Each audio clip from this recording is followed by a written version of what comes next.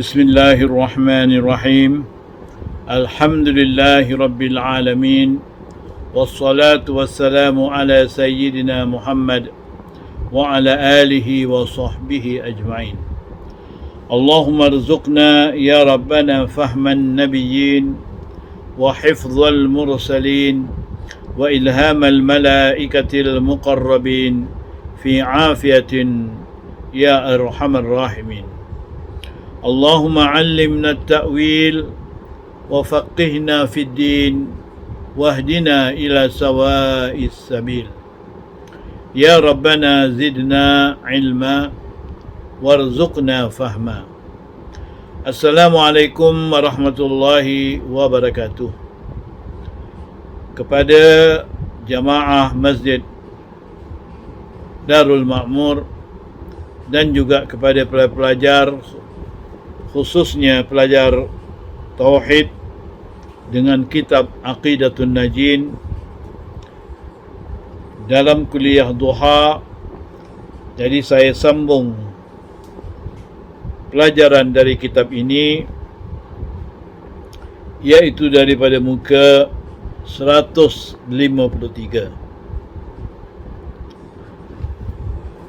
yang mana kita telah dibacakan pada pelajaran lepas tentang nazam yang berbunyi begini: falaisa majburan wala ikhtiyaran walaysa kullan yaf'alu ikhtiyaran. Artinya, maka tiada hamba itu tergagah pada segala perbuatannya seperti barang yang berkata akan dia oleh Jabariyah, dan tiada ikhtiar baginya, dan tiada ia berbuat akan sekalian perbuatan. Hal keadaan demikian ini perbuatan ikhtiari. Jadi inilah kata nazam ini yang menunjukkan bahawasanya manusia ini bukanlah terpaksa semata-mata dan juga bukanlah bebas semata-mata. Jadi dia ada di tengah-tengah. Artinya wajib kita i'tiqadkan bahawa hamba itu tidak majbur, yakni dipaksa semata-mata, dan tidak pula ia menjadikan segala perbuatan ikhtiariyah seperti barang yang berkata oleh Qadariyah dan Mu'tazilah itu. Maka adalah qasad musannif daripada yang demikian itu hendak rad, iaitu menolak atas Jabariyah pada kata mereka itu bahawa hamba itu majbur dan tiada ikhtiar baginya pada keluar sekalian perbuatan daripadanya. Maka iaitu seperti bulu yang tergantung pada hawa, pada udara, dicenderung akan dia oleh angin pada pihak kiri dan kanan. Jadi apa yang dipahamkan daripada nazam tadi ialah i'tiqad ahli sunnah wal jamaah. Jadi ahli sunnah wal jamaah tidak mengatakan yang hamba tadi terpaksa semata-mata, langsung tak ada pilihan, dan tidak juga mengatakan manusia mempunyai pilihan sepenuhnya. Bahkan mengikut i'tiqad ahli sunnah wal jamaah, manusia bukan majbur semata-mata dan bukan berkuasa semata-mata. Artinya dia ada perbuatannya, ada kalanya kalau dikatakan majbur makna tidak ikhtiar, kalau dikatakan tidak majbur makna dia ikhtiar.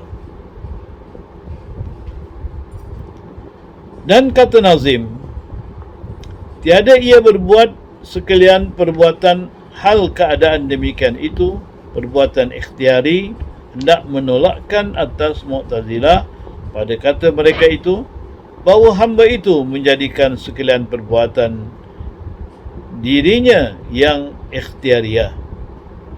Maka wajib kita iktikadkan perbuatan yang keluar daripada hamba itu setengahnya dengan ikhtiarnya dan setengahnya dengan ittirarnya, yakni terpaksa. Maka iaitu sangat maklum dengan musyahadah lagi umat nyata farak perbezaan antara keduanya. Jadi itulah dia pahaman ahli sunnah wal jamaah. Ahli sunnah tidak mengikut pahaman Jabariyah dan tidak mengikut pahaman Qadariyah atau Mu'tazilah dalam masalah perbuatan atau tindakan atau amalan-amalan manusia. Yang mana manusia tidaklah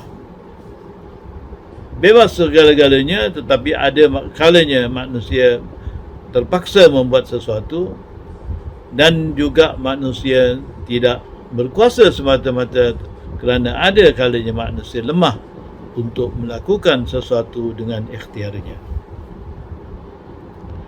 Dan lagi katanya, fa in yusibna fa bi mahdil fadli wa in yu'adzibna fa bi mahdil adli. Yang artinya, maka jika memberi pahala ia akan kita, maka dengan semata-mata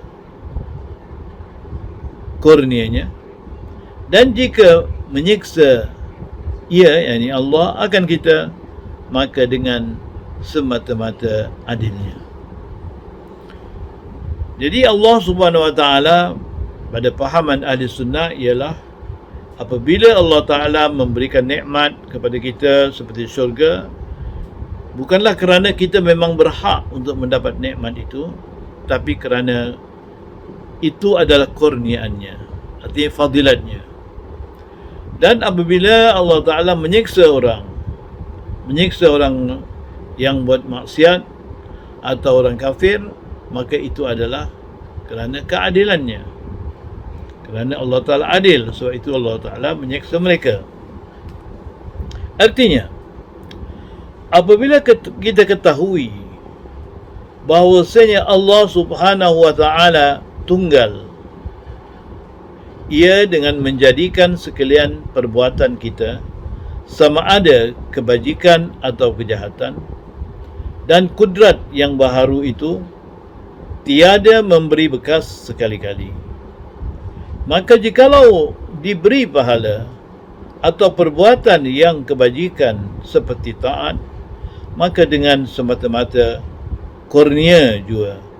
Dan jika diseksakan kita dengan mengerjakan maksiat, dengan adilnya jua, kerana taat dan maksiat itu perbuatannya pada keduanya.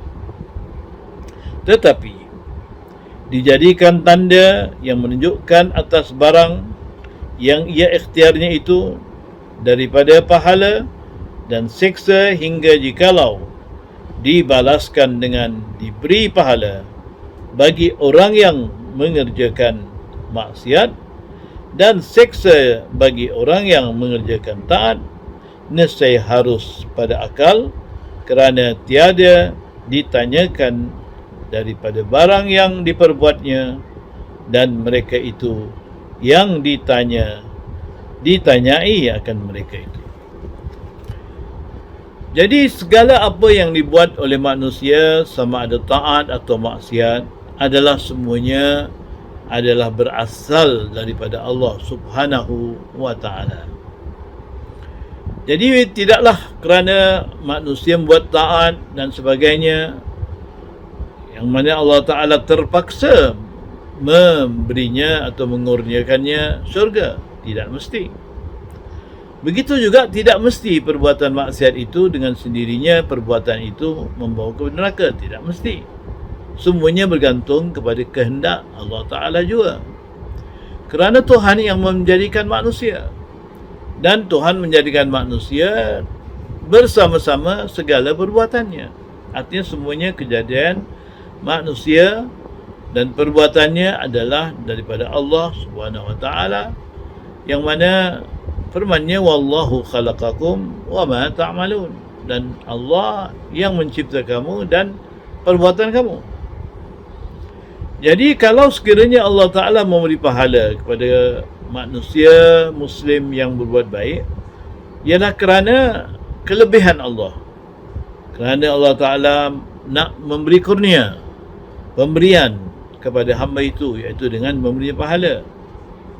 Bukan sebab kerana perbuatannya, tapi kerana pemberian ataupun kerana anugerah ataupun kurnia Allah.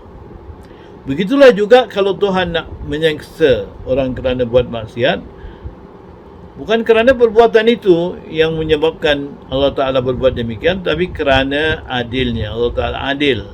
Kerana Allah Ta'ala telah memberikan nasihat, telah memberikan peringatan dengan menurunkan rasul-rasul dan memberi nasihat, disambung daripada rasul tadi kepada ulama-ulama yang mengambil ajaran daripada rasul-rasul. Semua itu adalah pelajaran atau peringatan Allah Ta'ala kepada manusia supaya jangan melakukan maksiat. Tapi kalau dia lakukan juga, itu terserah kepada Allah sama ada nak menyeksanya atau tidak. Jadi tak semestinya orang taat itu masuk syurga, dan tak semestinya orang maksiat itu masuk neraka, kerana ini semuanya bergantung kepada kehendak Allah Subhanahu wa Ta'ala. Itulah pahaman Ahlus Sunnah. Tambih, iaitu peringatan. Telah muafakat oleh mereka itu atas bahawa anak Adam itu diberi pahala akan mereka itu dan diazab akan mereka itu. Dan adapun segala malaikat dapat nikmat bagi mereka itu dan tiada diazab akan mereka itu. Dan adapun jin, maka sesungguhnya telah muafakat ulama atas bahawa yang kafir daripada mereka itu diazab akan dia di dalam akhirat. Dan bersalahan ulama pada yang mukmin daripada mereka itu atas beberapa kaul. Maka kata qil bahawa mereka itu seperti manusia, maka diberi pahala akan mereka itu akan taat, dan diazab akan mereka itu atas maksiat. Dan kata qil, tiada pahala bagi mereka itu melainkan kelepasan daripada neraka. Kemungkinan dikatakan bagi mereka itu, jadilah olehmu akan tanah seperti segala binatang. Dan kata qil adalah mereka itu pada tepi syurga yang melihat akan mereka itu oleh manusia daripada sekira-kira tiada melihat oleh mereka itu akan manusia akas barang yang di dalam mereka, akas barang yang adalah mereka itu atasnya di dalam dunia ini. Dan kata qil adalah mereka itu pada Bukit Araf. Jadi manusia ada taat dan ada maksiat. Itu terserah pada Allah Ta'ala nak memberikan anugerah kepada yang taat atau kepada beri azab kepada yang maksiat. Sementara jin pula tidak ada muafakat para ulama dalam kata-kata putus mengenai jin. Kerana dalam Quran pun tidak disebutkan seksa-seksa jin yang kafir dan yang beriman. Cuma apa yang ada ialah sebagaimana yang dikatakan tadi, boleh jadi mereka itu mendapat seksa dengan apa? Dengan cara jin mendapat seksa, iaitu mereka diletakkan di luar syurga atau luar neraka, luar syurga lah untuknya khususnya, supaya mereka melihat bagaimana orang-orang mukmin membuat apa yang mereka lakukan, tetapi mereka tidak diberi lihat pada ketika itu. Mereka tidak mampu nak melihat orang-orang manusia. Kerana ini mengikut satu pendapat lah, kerana mereka itu adalah di dunia manusia tak dapat melihat mereka, tapi di akhirat mereka tidak dapat melihat manusia. Artinya mereka tidak mampu untuk melihat manusia di akhirat kelak.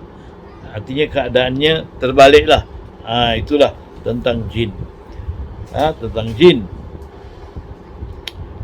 Yang mana mereka itu boleh jadi, maknanya mereka itu diseksa, dijadikan mereka itu tanah seperti binatang. Itu pada satu kaul lain mengatakan mereka berada di tepi syurga. Mereka tepi syurga, melihat akan mereka yang ada manusia berada di syurga, atau mereka tidak melihat manusia di akhirat seperti mana manusia tidak melihat mereka di dunia. Begitulah tentang sifat-sifat Allah Subhanahu Wa Taala dan perbahasan mengenai ketuhanan, yang mana secara ringkasnya Allah Subhanahu Wa Taala bersifat dengan sifat-sifat yang wajib dan yang mustahil dan yang harus. Perkara yang wajib ialah yang wajib diketahui sebagai asas ialah tentang adanya Allah. Jadi adanya Allah ini maknanya ada dengan sendirinya, tidak ada yang menjadikannya, tidak ada yang menghilangkannya. Artinya Allah Ta'ala ada tanpa ada yang menjadikan, dan tidak ada siapa yang boleh menghilangkannya. Allah Subhanahu Wa Taala itu, mana Allah Ta'ala memang adalah dia. Sebab itu ada tu dipanggil sifat nafsiyah. Artinya satu sifat yang tidak boleh dipisahkan dengan mausufnya, dengan zatnya. Zat dan sifatnya sama saja pada sifat wujud, iaitu sifat nafsiyah. Berlainan lagi yang lain-lain. Kemudian yang kedua ialah sifat qidam, itu maknanya sedia, iaitu maksudnya Allah Ta'ala tiada permulaan. Sedia maknanya sudah ada, tak ada permulaan, kerana tiada yang menjadikan dia. Jadi tak ada permulaan, itulah sedia.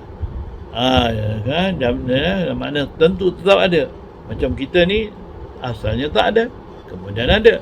Dunia ni asalnya tak ada, kemudian ada. Tapi Allah tidak, sudah sedia ada. Itu dipanggil qidam. Kemudian sifat Tuhan juga bersifat tidak binasa. Kalau pertama tidak permulaan, kedua tidak binasa, maknanya tidak ada kesudahan. Maknanya Allah Ta'ala ada, tetap ada, tak ada masa lagi untuk dikatakan Tuhan tidak ada. Terus ada, terus kekal adanya, tidak ada penghabisan, dan tidak ada kematian, tidak ada kerosakan, tidak ada perubahan. Itulah dia yang dikatakan kekal Allah Ta'ala, yang bernama bersifat baqa. Yang ketiga, tiada Tuhan itu bersamaan dengan yang baharu. Tuhan yang membuat alam ini, mana Tuhan tidak sama dengan alam. Dari segi penglihatannya, dari segi pendengarannya, dari segi percakapannya atau perbuatannya, dari segi apa semua tidak sama dengan makhluk atau dengan alam ini.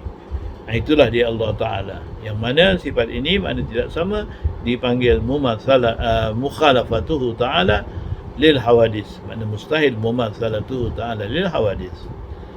Yang keempat, Tuhan sifat salbiah yang keempat, ya, Tuhan tiada bergantung pada benda-benda, tidak berhajat kepada sesuatu. Artinya kalau kita nak pegang sesuatu berhajat kepada tangan, nak melihat sesuatu berhajat kepada mata umpamanya. Tuhan tidak berhajat kepada itu semua, tidak berhajat kepada makan, tidak berhajat kepada minum, tidak berhajat kepada tidur, tidak berhajat kepada bergerak, tidak berhajat kepada berjalan. Itulah dia Tuhan. Mana itu qiyamuhu ta'ala binafsih. Dan yang kelima dari sifat salbiah ini, iaitu Tuhan tiada berbilang, dan tetap satu. Satu yang tidak ada duanya, satu yang tidak berangkai-rangkai. Seperti katakan masjid satu, tetapi ada rangkai-rangkaiannya, ada dinding, ada tiang, ada lantai. Itu bukan satu namanya, Allah Ta'ala tidak begitu. Satu yang tidak ada rangkai-rangkaian dan tidak ada persamaan kepada Tuhan yang lain. Tak ada Tuhan yang menyamai Tuhan, langsung satu, tetap satu, tidak ada duanya Allah Subhanahu Wa Ta'ala. Itulah yang dikatakan sifat salbiyah, yang mana qidam, baqa, mukhalafah lil hawadith, qiyamu ta'ala binafsihi dan wahdaniyah. Kemudian Tuhan juga untuk sempurna mestilah bersifat yang sempurna, iaitu sebagai kudrat, kuasa, iradat, berkehendak, ilmu, mengetahui, hayat, hidup, sama, sama, mendengar, basar, berkata-kata, melihat, kalam, berkata-kata. Iaitu kudrat, iradat, ilmu, ilmu. Yang ketiga, hayat, sama, basar, kalam, yang mana sifat ma'ani. Kemudian wajib juga Allah Ta'ala bersifat-sifat maknawiyah. Jadi yang lain, yang mana lain daripada 20 sifat ni yang wajib ni, semuanya mustahil. Dan yang harus satu saja, iaitu Allah Ta'ala boleh membuat atau tidak membuat, itu adalah harus. Itulah dia tentang ringkasan bahasan-bahasan ketuhanan. Walaupun ada pembahasan yang lebih lanjut lagi tentang perbuatan Tuhan, sama ada manusia tadi ikhtiar ataupun ittirar, itu perbahasan sampingan tentang sifat-sifat ketuhanan. InsyaAllah kita akan lanjutkan pelajaran kita dalam bab keempat, iaitu untuk cari dalil dan buruhan bagi semua sifat yang telah dibicarakan dahulu. Yang mana kita, kalau kita katakan wujud, apa dalilnya? Kalau kita katakan qidam, apa dalilnya? Begitulah seterusnya. Jangan hanya kata-kata saja, tetapi mesti ada dalil dan ada bukti apa yang kita kata. Wallahu a'lam. Selamat bertemu. Salam daripada pengurusi Masjid Darul Ma'mur, yang mana mengharapkan segala jamaah dan mengharapkan kepada pelajar menyokong masjid, memberi sokongan moral dan material seberapa yang boleh, dan sama-samalah membangunkan masjid ini dan memberi bantuan yang sebanyak-banyaknya mungkin untuk masjid ini. Sekian saja. Assalamualaikum warahmatullahi wabarakatuh.